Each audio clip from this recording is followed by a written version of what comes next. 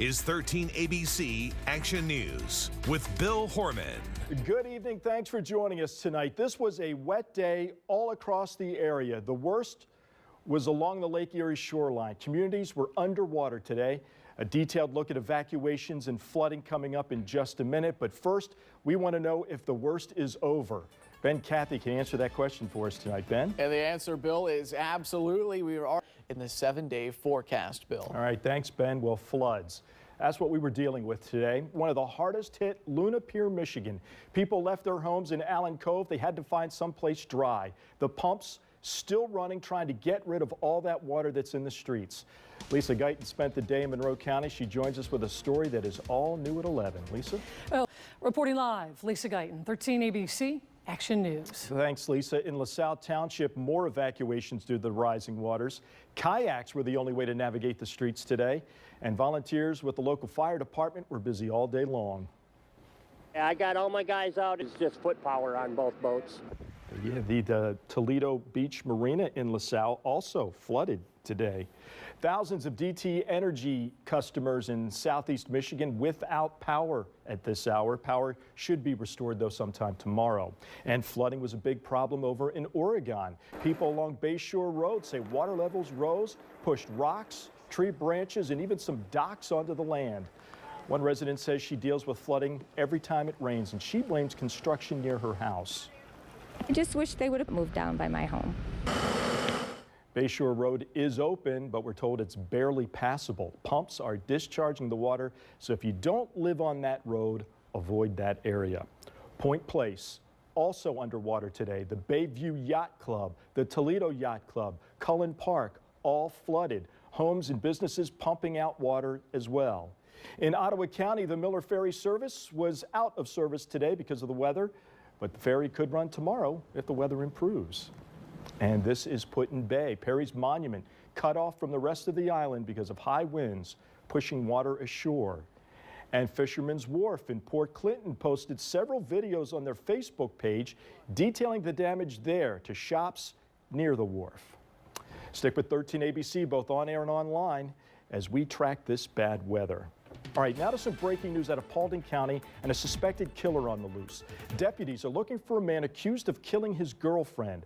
46-year-old Matthew Dempsey is on the run tonight. Deputies say yesterday afternoon they found his girlfriend, 47-year-old Gina Mann, dead inside a vehicle in his garage.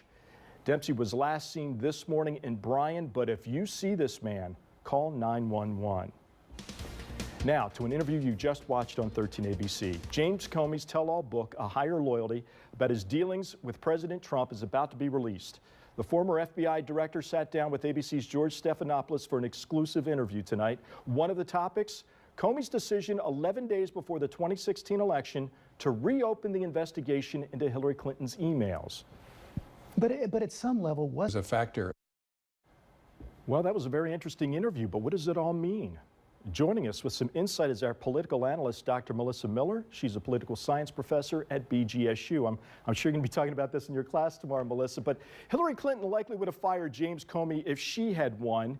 And in the interview, Comey seems to struggle with the thought that he helped President Trump get elected. So in any way, does that color his reasoning behind writing this book? Well, I think his reasoning, be hearing even more about it in the days to come. Well, I think supporters and detractors, after seeing that interview tonight, he came off as thoughtful, forthright in his answers. But what do you think of the personal comments he made about the president, given the political climate we're in? It was really the personal comment of the president. Yeah, and does it change the legal landscape here? James Comey's a witness in the Russia investigation. Now he's going public with some details. Could that jeopardize the Russia investigation?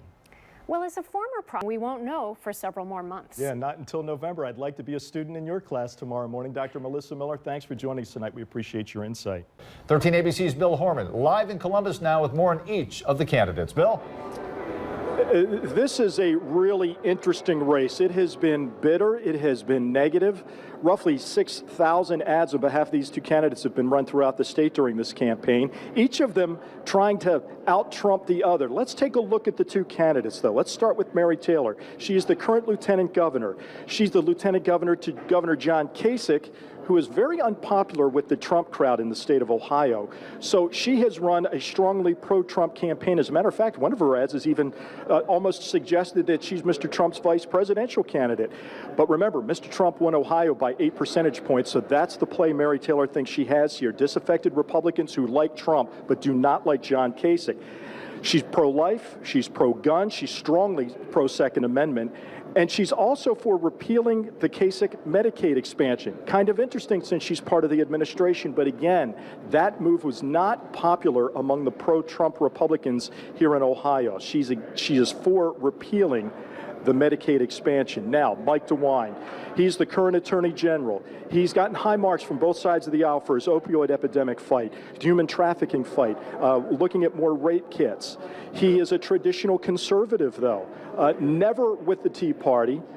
He's pretty much been a steady, reliable conservative vote for many Republicans. He's claimed in this race to be a Trump ally, but he has not attended any of the Trump rallies in the state of Ohio in the last year. There have been 3 of them.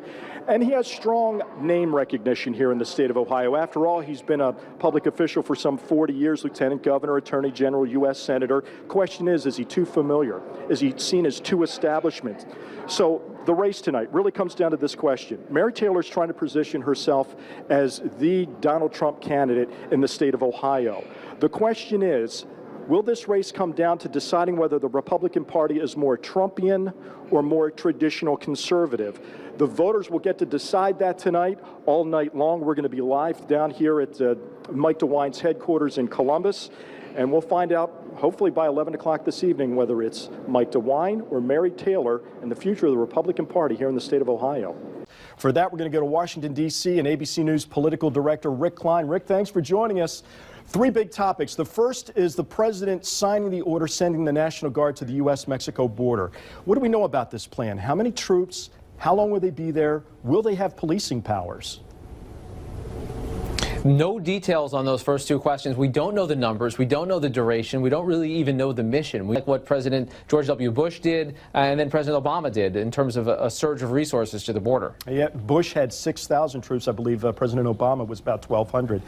Special Counsel Robert Mueller, apparently his team has told the Trump lawyers that the president is not a criminal target in the Russia investigation. Is the president now in the clear with regard to this investigation, or could he still face some troubles?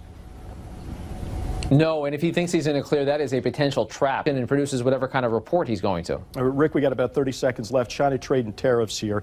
It seems like this is a game of chicken both countries are playing, the 2 largest economies in the world. We've seen how the markets have reacted. How are they reacting up on Capitol Hill? Bill? All right, thanks, Ross. Well, our team coverage continues with our reporters out in the field. Heavy winds caused some severe damage. One trouble spot in Vickery in Sandusky County. Meteorologist Ben Cathy rushed out there. He has more on what he has seen. Ben? Burnett, 13 ABC, Action News. More on that coming up tonight at 11 o'clock. We did talk to a spokesperson with ConAgra. We're told the company will not be in operation tonight, nor will it operate tomorrow. Findlay police dealing with a lot of damage down there. These are pictures from Ralphie's.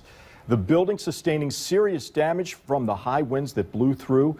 The Findlay Mayor's office issuing a statement tonight. The north side of the city of Findlay experienced significant damage during the storm. We are currently evaluating the situation. First responders are on the scene. The Hancock County Emergency Management Agency has been contacted. As more information is received, we will communicate further, says Mayor Lydia Mahalik. Residents in Wauseon also dealing with power outages and downed trees. In fact, officials say it is not safe for residents to leave their houses to start cleaning up just yet after a child was injured. 13 ABC's Heather Pauloff live with the latest on that. Heather.